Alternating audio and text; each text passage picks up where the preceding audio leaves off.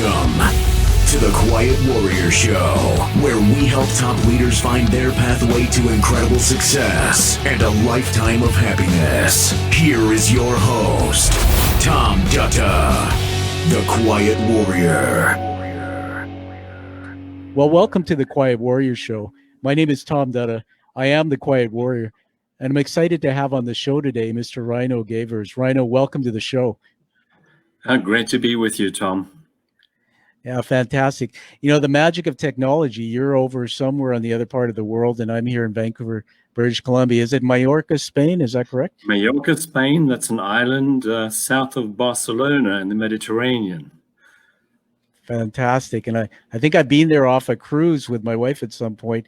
Now, I understand we're going to get into a conversation about many things, but this is a different time. It's COVID-19, and I understand Spain is still in lockdown. We're still in lockdown. We're gradually getting out of it. Spain, as you know, has been one of the countries really badly hit. We've been lucky on the islands here because they're relatively isolated. But of course, like all other parts of Spain, we had some of the strictest lockdowns in the world.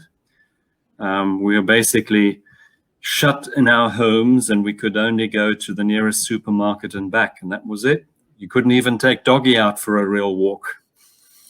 No, it's absolutely amazing. Well, first of all, prayers and thoughts to all of those who've been lost. We've had our share here, but I can't imagine the scale that you've seen.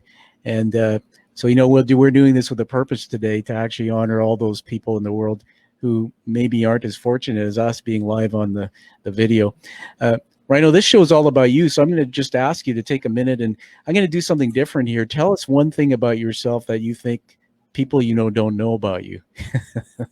Well, I was born and bred in South Africa. I left my home country, South Africa, 1980. It was a time, as some people might remember, when there was a state of emergency.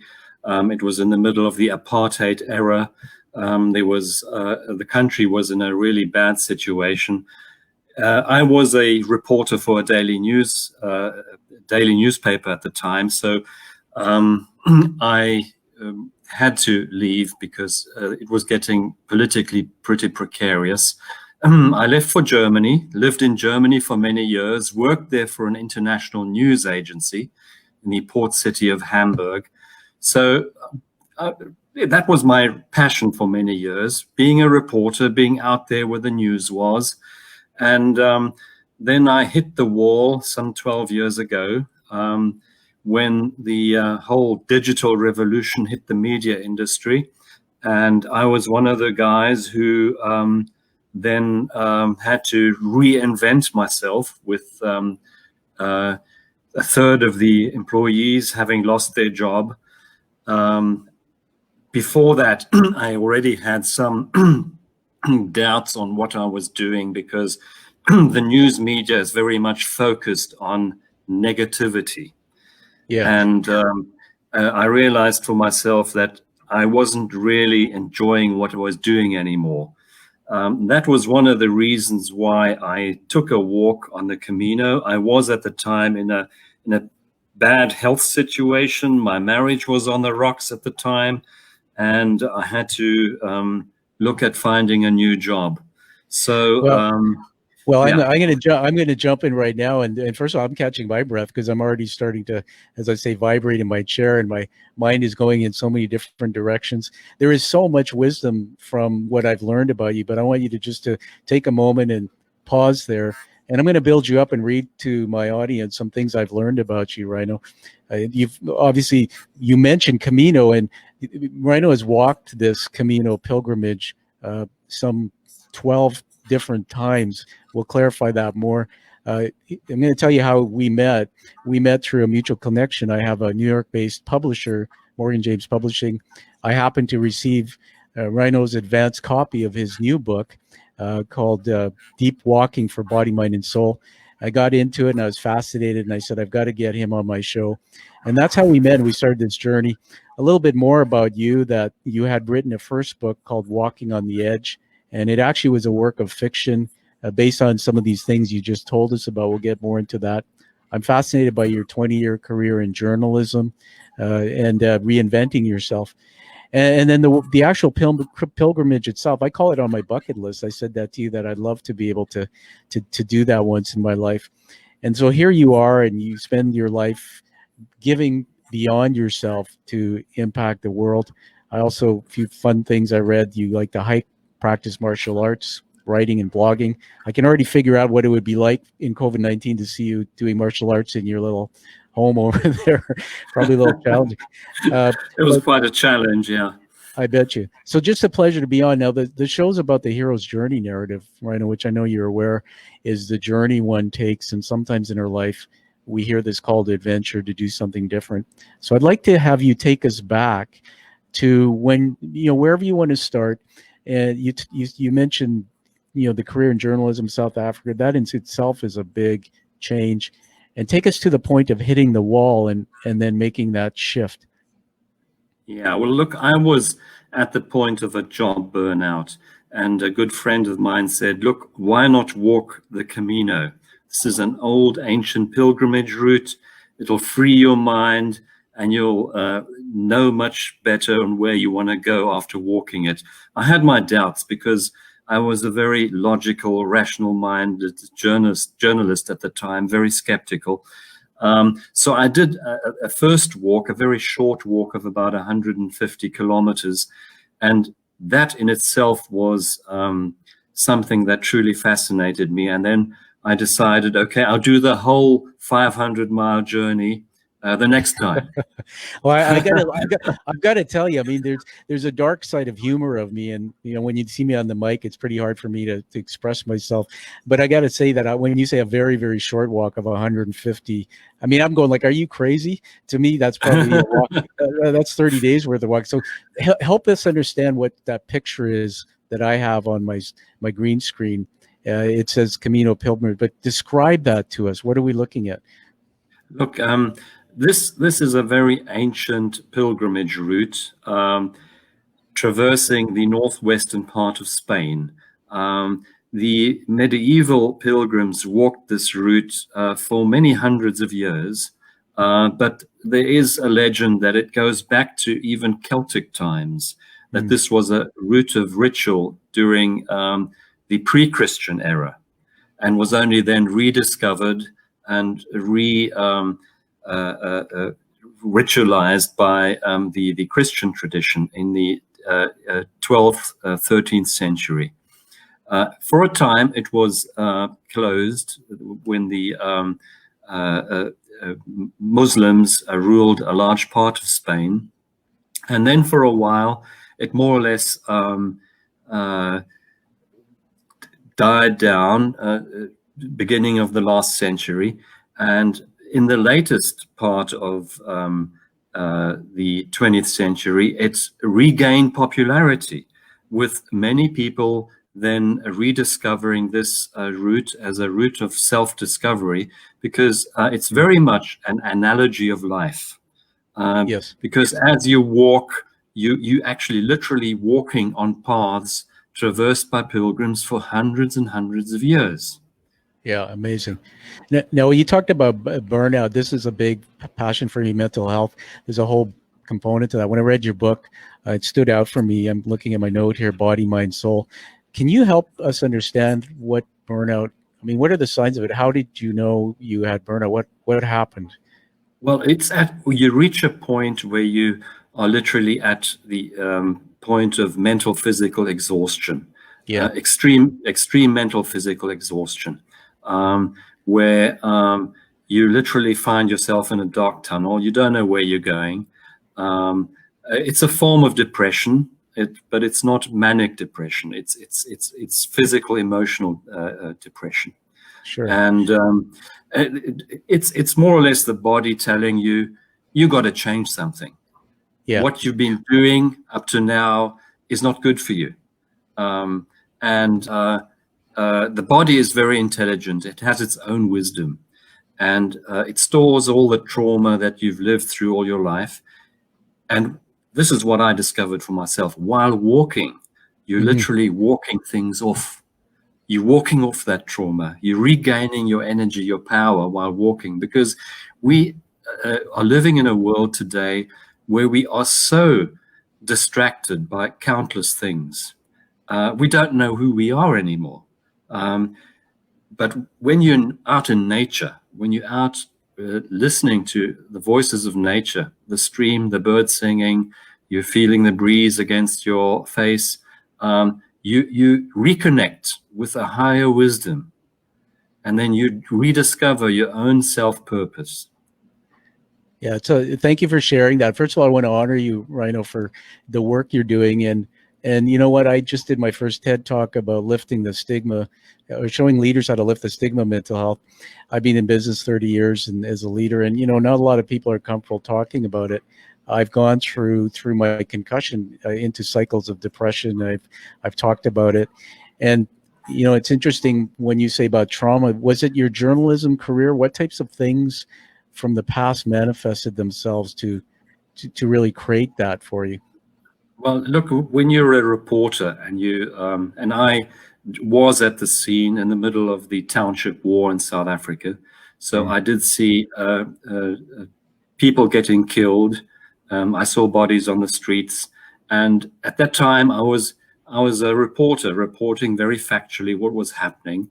But while I was walking the Camino, all these things came up again. I relived that time in my life, but differently. I could see it more from a bird's eye perspective, but obviously some part of my consciousness had not let go of that part of my biography yet. Well, thank you for sharing. I literally had to walk that off. Yes, and for those who just joined us live, we have a picture in the background that I have on my green screen. It's an image from the Camino pilgrimage, and Rhino just told us earlier in the show that his first shot at it was a very short walk of 150, but it's about 500 miles. I think it goes from Spain, France, right? If you do the whole thing. Yeah. The whole thing is from Jean-Pierre-le-Pont, a small village in France, and then goes across northwestern Spain through a number of federal states. Yeah. And then the destination is Santiago, where, according to the legend, the bones of St. James, the apostle of Jesus, lie buried. And that is the motivation why many of the medieval pilgrims walked the Camino. I think today, most of the people who walk the Camino are really spiritual seekers. Yeah. From many different religions, from many walks of life, and people basically who have gone through a hard time in life. A lot of the people I've spoken to on the Camino have had to deal with the loss of a loved one, have gone through a job loss, through the life battles that so many of us go through, and being at the crossroads and then wanting to find answers. Some people find the answer pretty quick. Some people find them months after walking the Camino. Yeah, incredible. I was reading the book, and I'm just going to mention it again, and maybe you can bring this into the story.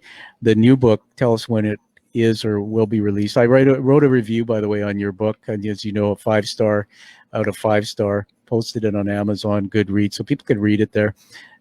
Deep Walking for Body, Mind, and Soul. What I really liked about the book, besides the fact that you drew me in, it was as if I was walking the Camino with you. That's what really got me. And it was at the end of each, you give almost like some hacks or some tips and things. You could talk about that. One of the things I wanted to mention to you and to get your perspective on is you mentioned how walking and trauma that you had experienced through your life as a journalist and whatnot sort of came back to you in a different way from a bird's eye perspective. I want to share with you that I took a course for my own depression recently called cognitive behavioral therapy. And I was taught that our brains have a trigger. It triggers a thought, and our brain goes to look for other thoughts that are wired in us unconsciously. It's actually lazy. It doesn't go create a new thought. It actually finds thoughts that are from the past, and then from that comes emotional and behavior. And in order to have a thought about your thoughts, I've been taught that you have to step back and become grounded, or the mountain. In other words, if we're a mountain, the weather is our thoughts. Most humans are always in the weather. Until we pause, meditate, walk a trail, go in nature, we can't step back. And so it seems to me that through this trail experience, you and many walkers have had a chance in peace and harmony to really start reflecting and thinking about all these thoughts. Things on the trail must have triggered you to have these thoughts again. Just tell me what you think about that. Yes, well, there is a big difference, I think, between just going on a hike for exercise purposes and taking a longer walk lasting several weeks, where you go through an entirely different process, especially on an old ancient route like this. Of course, you can go on a hike anywhere in nature. I think you'll have the same experience if you take time to do this over a longer period. And my experience was that you go through 3 stages. The first stage is where you go through all the pain, the body pain, the emotional pain, and then the second stage where you go through that dark tunnel where you're asking yourself, why are you doing this? You're questioning yourself, you're having doubts, you're at the point of giving up and going home. And then after going through those 2 stages, of those pain stages, I call them, that's when you literally start hitting the next level of where you no longer feel your body. You go into unity with the world around you. You're more or less on automatic. The walk that was very, very difficult 2-3 weeks ago, you take with ease. Yes. And that's the stage where I think you transmute a lot of the issues you had to deal with earlier on. And the analogy, of course, is that these processes we go through, those on the ground moments, are actually times of grace, where we elevate our consciousness, where we move on to a higher spiritual level, where we rediscover our life purpose. Those are really training grounds. Yeah, absolutely. You know, what you just described is the narrative I learned through the hero's journey, the one I talk about, Joseph Campbell, which some call it the dark night of the soul, but we get to a point of have so much pain in life, or something changes, loss of job, loved one, and then you go on this journey. I've met so many people who have taken that journey, but really not come through it in a way where they've been awakened to some purpose or passion. Take us on the trail. People who are watching or listening, they haven't read the book. I want everybody to get the book, to read it. I highly recommend it. But along the trail, it's not just that picture, but there's where do you stay and meeting different people. Tell me more about that. Well, the traditional way of doing this is you do your daily stage, and then you stay in a pilgrim's hostel with other walkers, other pilgrims. So you share meals together, you sleep in bunk beds. So it's really very much the basic stuff. You have a small backpack. Yeah, tell us about that, because I read that and it blew my mind what you actually had to strip out. I mean, a small backpack to me is not what you said in the book. Yeah. What does that look like? Well, you really only take the most necessary with you. And the interesting thing is that first-time walkers just take too much stuff with them. Yes. So after 3-4 days, they discover, wow, this is, 1 kilogram is like 10 kilograms. Their knees start hurting, their back starts hurting. So what they do is they empty that bag, they empty all that stuff they've been carrying with them, and they either throw it away or send it home.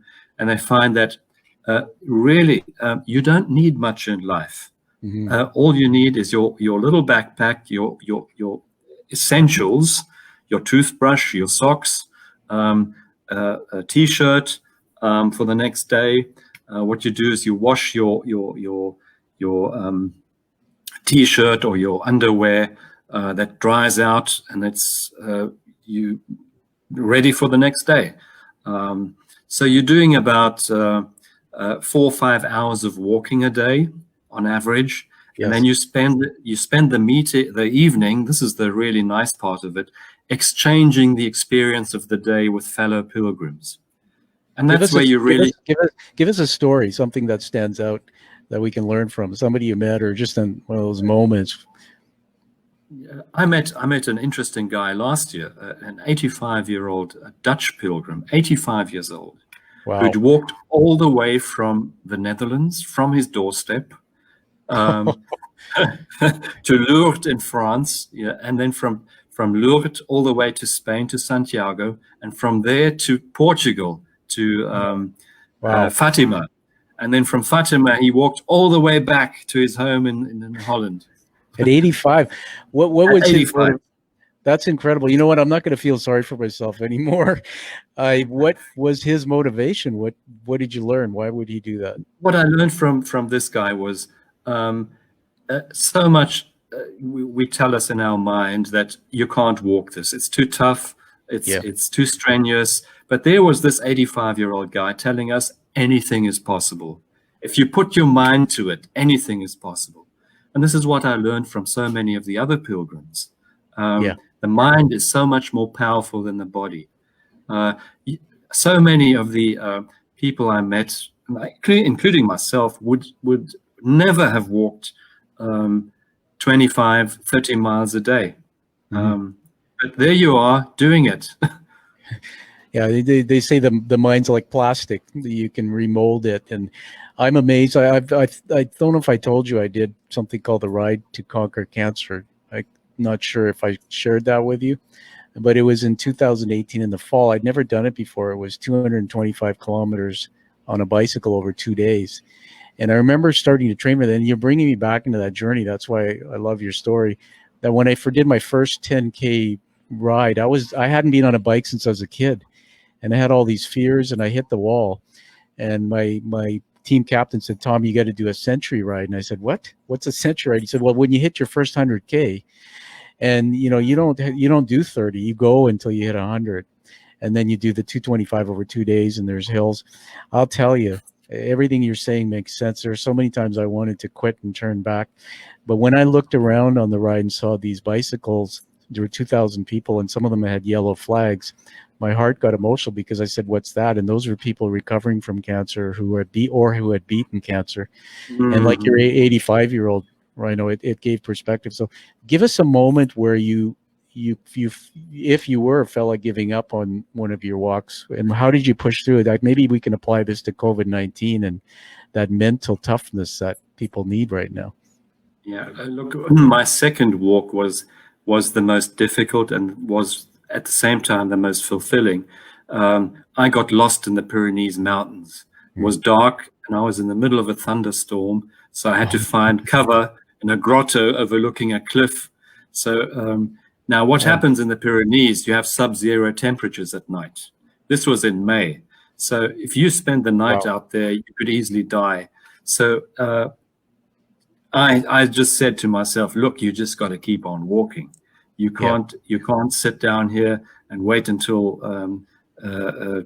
it gets to midnight, because then really you're going to have a tough time. So it was absolute pitch dark, and I had no clue where I was. I was absolutely in fear, and then I just asked the higher universe, just lead me, just take me where I need to go, and at some point, I saw a light in the distance through the trees, and I just followed that light, and it took me to the village where I needed to go. And this was actually shortly before midnight, and the lady in the small hotel had real pity on me. But it was quite an experience, and I was then at the point of really giving up. But I decided the next morning to continue. And I did the whole stretch. That's amazing. Well, thanks for sharing that. I just visualized that story. I can't imagine. From everything I read in the book about doing that walk, I guess there's two types of people: those who say that's nice, I'll live through his stories, and others will say, you know what, there's something in my gut, I got to do it. Tell me, in the book, there are so many things you taught us. We're in this age of COVID-19. Many people are losing businesses, loved ones, there's stress. And sometimes it's like being on that trail. If we haven't done the journey before, we can't see the end. From the things you taught in the book, from the stories and the chapters, give us some wisdom on what you would coach people in this time. I think at this time we really are in a flat on the ground moment. I think the universe is trying to tell us something. It's telling us, humankind, you got to change your ways. You got to go into introspection, and so much in our world is dysfunctional. So I think the lesson we need to learn out of COVID-19 really is we need to change our ways. We need to preserve our environment. We need to protect our world. We need to move into a more sustainable lifestyle instead of an exploitative economy. We have to change our mindset. The mindset being we have to go more into self-care, because if we go into self-care, into self-love, we have an entirely different approach to the world around us. Yeah, no, absolutely. And, when your livelihood is feeding families and looking after your children, it can be scary. I'm not sure if you saw some of the pictures that were shown through the last couple of months about the environment. You mentioned it, so I want to go there. Went on a journey in my mind that all of a sudden you're seeing these images from satellites where pollution has cleared and the world is back to what it should look like. Cars are off the road, gasoline's dropped to X number, say half price, and people are reconnecting with their children. And somebody asked me that, what does this mean to you? And I'd say that it's a God or somebody hitting the pause button. And I think it's going to redefine the world. When I look at that trail where you are, I've been to Spain. Is what we're seeing there on the horizon, the mountains, is it generally pristine like that, and the skies are clear? Is that what you get on the trail? Some rain and other weather? Well, this part of Spain is still pretty pristine. Yeah. The whole area, northwestern Spain, is very beautiful. You're walking through forest, you're walking through mountains, you're walking through the Meseta, which is a flat, plain, boring landscape. But that's one of the greatest challenges and one of the most amazing parts of the Camino. They call the Camino, they divide it into those three parts I spoke to you about. The first section going up the mountains from Jean-Pierre-le-Port, the really steep part, the tough part, the route of the crucifixion, then going through the Valley of Death, the lonely part through the Meseta, and then going through the resurrection, the last part, when you hit your destination and you feel that joy of accomplishment, of the bliss, the joy of having accomplished this. Definitely is the journey. Tell us about that moment when I think you said 500 miles, but when you actually were within eyesight or reach of that. But help us relive that if you can.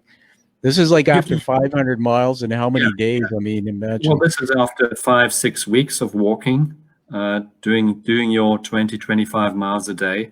So when you see that cathedral of Santiago in front of you, this is just an indescribable experience. And that's where you relate to the pilgrims of old.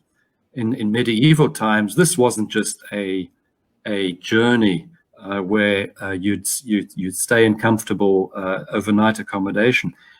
Many of the pilgrims of old never came back. They died on the way. On this route, you'll see many stone crosses of these pilgrims who died from disease, from all sorts of ailments. It was a hard route at that time. So what we're doing today is actually a very comfortable way of doing a pilgrimage. Yeah, that's fascinating. I will do it. I mean, I'm putting myself on the record that I will do this. Tell us if we do it. Do you go with a friend? Do you get a map? I mean, how does this work? Up here where I am in Vancouver, British Columbia, we have two things I can share with you. One is called the Grouse Mountain, and it's a trail that goes straight up. If people are fit, 45 minutes. It took me a couple hours. They say don't go alone. Another one called Coquitlam Crunch, closer to my home, which is up the mountain and around maybe an hour. But there's this thing I'm envisioning on the trail there. You said you're by yourself and lost. I mean, do people just go on their own and just hope they'll meet others and hope for the best? Well, on the main route, the Camino Frances, you always meet on the road fellow pilgrims. So it's Yeah. a very safe route. So a lot of the pilgrims are women who have no qualms about walking alone. It's a very safe route.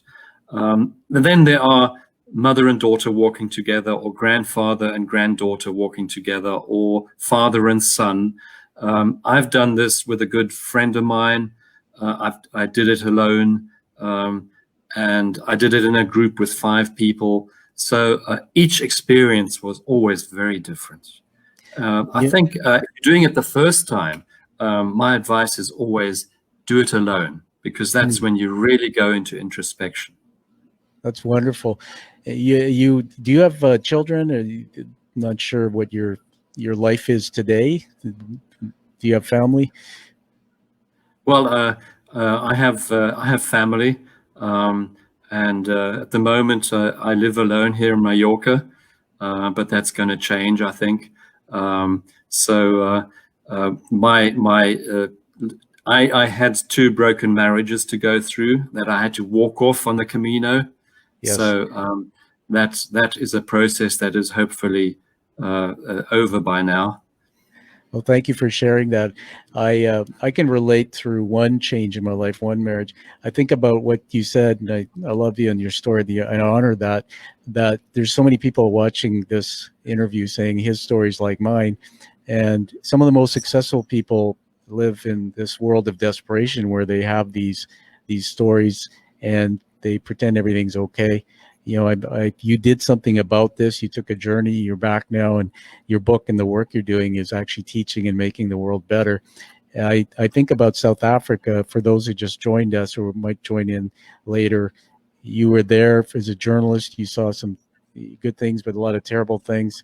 I have a friend who I knew very well from Cape Town, and he shared some of that with me from his experience.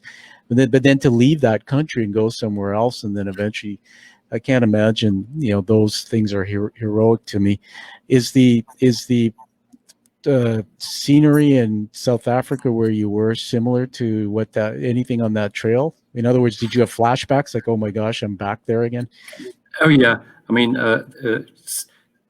a lot of the countryside there reminded me very much of my home country, and that's why I live in Spain today, because I feel so much at home here.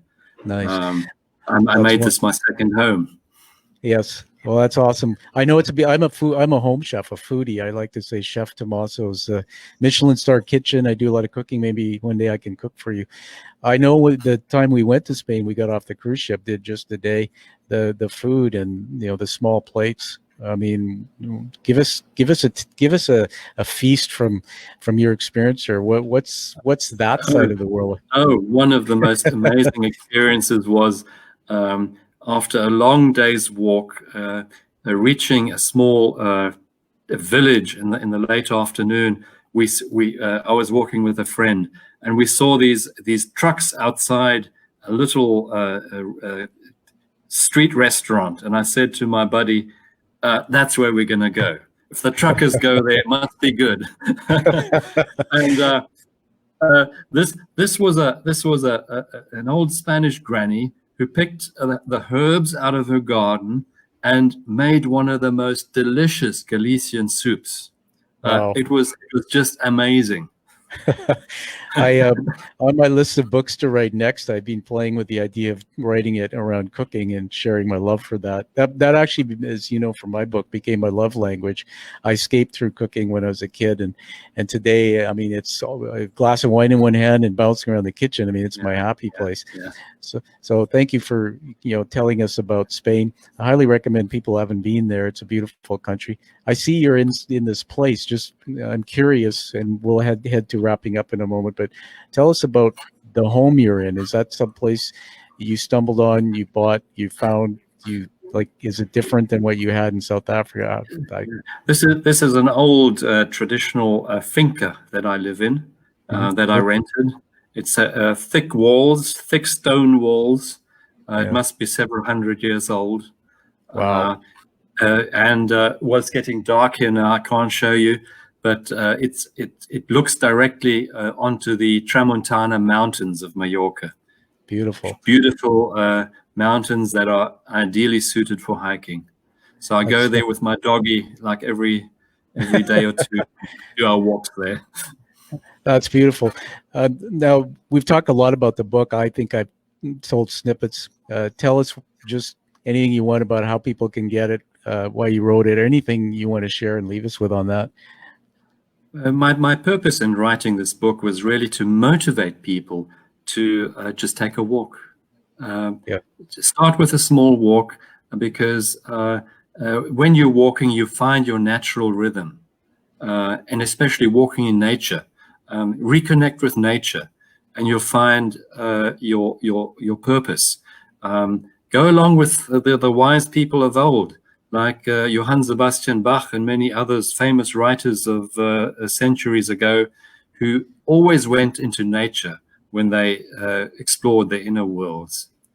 So I really want to motivate people to reconnect with nature. Oh, thank you. And my doormat is here and open for you. My wife and I, 5 minutes from my home, there is a place called Burard Inlet. And the inlet actually leads out to the Pacific Ocean, which you can go as far as the Pacific Rim, Asia, if you're a tanker or a boat. And there are trails around the inlet, beautiful trails. And I spend a lot of time on the trails, meditating, thinking. Sometimes I'll take my mobile studio out there. There's something, Reino, about going, like you said, that it gets me grounded, but it's peaceful, and not enough. Absolutely. And not enough people, especially high-powered people, leaders in the business world, take enough time. So you've really taught us something there. Reino, I want to look to my paper here. As this is what it's like when I'm on the mic and not with video. People won't see this, but as you're talking, I'm writing down things. And I want to honor you with some leadership words. I've written these down from what you've been telling us. They're not scripted. And everybody, this interview is not scripted. It never is. And so the first one is purposeful. When I think about what you've said, you're a purposeful leader. 2 is fun and passion. I mean, I'd like to hang out with you for a day. And I think that brings us strong mental health. Wisdom. I mean, we don't have time to get into your head, but man, there's a lot more in there we want to hear. And the last one is persistence, not only for doing the walk 12 times and getting it done, but what you've told us about the journey through your life. I honor you, man. It's amazing. So on that note, I'll give you the last word before we let you go. Anything at all? If you're tired, if you're exhausted, just go out and take a walk. I love it. Simple. Sounds like a TED Talk, an idea worth spreading. Well, everybody, find this episode. Once I produce it, this video will be on YouTube. We're live streaming now. It'll be produced into the Quiet Warrior Show and released on all the popular podcast channels. And find it and like it and honor Reino's work so that he can continue his mission. Hey, Reino, thanks for doing this. And I'll send you the video to show you how you look. You look fabulous, man. and so great talking to you, Tom. And I know you have the same ambition of spreading the message of mental health, and I wish you great success in that. Absolutely, and we will meet in the future somehow. Thanks for being. I'm sure we will. Yeah. All right. Bye-bye. Bye-bye.